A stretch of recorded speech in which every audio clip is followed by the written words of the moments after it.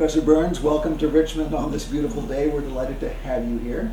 Thank you. And we'd like to talk to you about your work on leadership. And maybe we can begin by my asking you how you first got interested in the study of leadership. I got interested because I had read a lot of biographies about great people, and it was fun to read.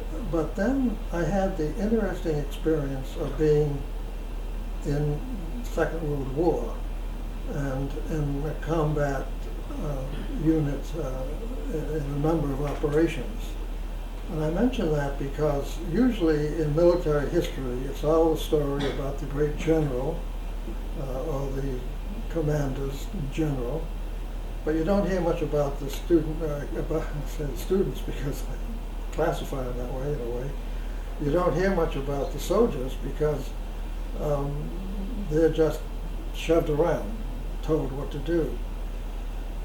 But I was not only in the fighting itself to some extent, but mainly my job was as a military historian and to cover from the combat zone itself what happened. And what interested me was that when we assembled the troops after the operation to go through what had happened and found out exactly what happened in the very front line, you kind of lost the officers and Right. captains and majors, and you saw a kind of grassroots leadership on the part of the soldiers, where a corporal and a private were arguing out, look, let's go that way, no, Bill, and so on. But you got a sense of leadership arising right from the ranks. So that greatly influenced me coming back into civilian life, to look at to what extent do we exaggerate the role of the leaders that we hear so much about and minimize the role of leadership at the grassroots. Your very influential 1978 book, Leadership, takes on a number of issues, including how one defines leadership. And I wondered if you could talk a little bit about how you've defined leadership and maybe how your definition is different from others. I define it in a rather unique way in that, to me, and it gets back to what I said earlier, leadership is followership, and followership is leadership. And that is that the great leader creates more leaders of the people he works with or she works with, and involves them in the work of the day, and gives them not only recognition but gives them power and authority. And getting back to my first point, then in taking leadership, they will realize the broader dimensions of leadership that often are forgotten in the literature. Right.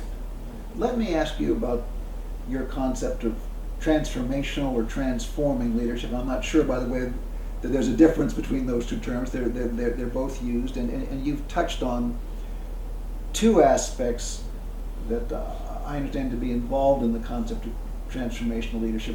One is mobilization, and the other is actually developing other leaders. But could you explain your view of transformational leadership and maybe an example or two of transformational leaders? Well, the important point is the difference between transformational leadership and transactional leadership. I have borrowed this from a rather great student of leadership, namely Machiavelli, and the whole idea of the lion and the fox.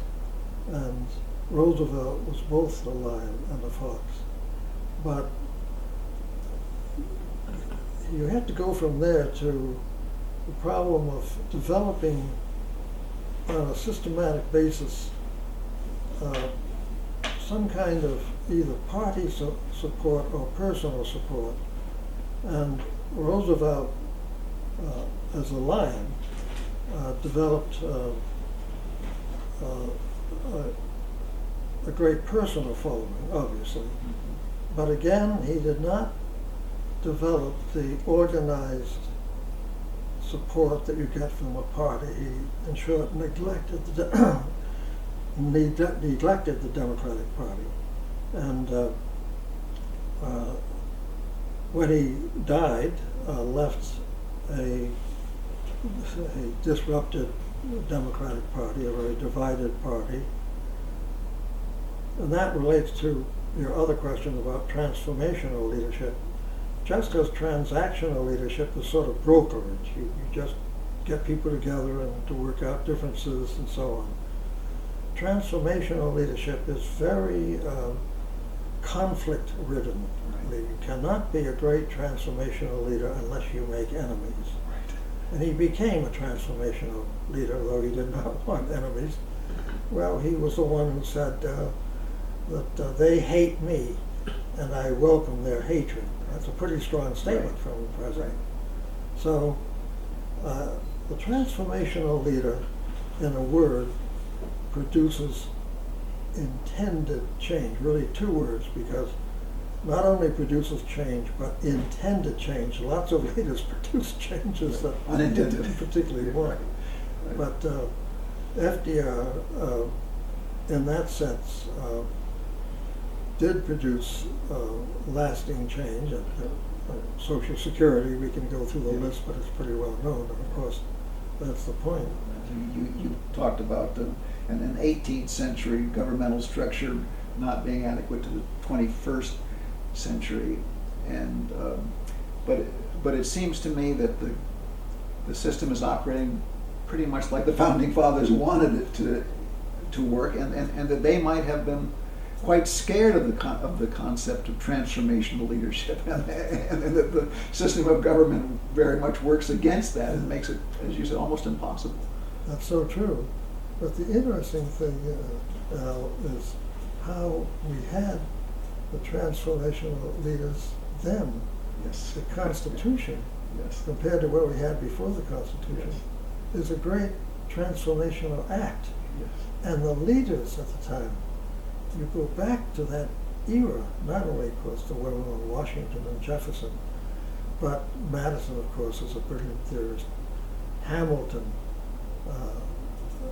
and then many other sort of secondary leaders we don't hear so much about, who could go and in one summer draw up what was a great transforming Yes. achievement, namely the Constitution of the United States. Never mind our criticism of it, the fact that these people could redraw the whole system with all the rivalries and hatreds and so on that existed at the time.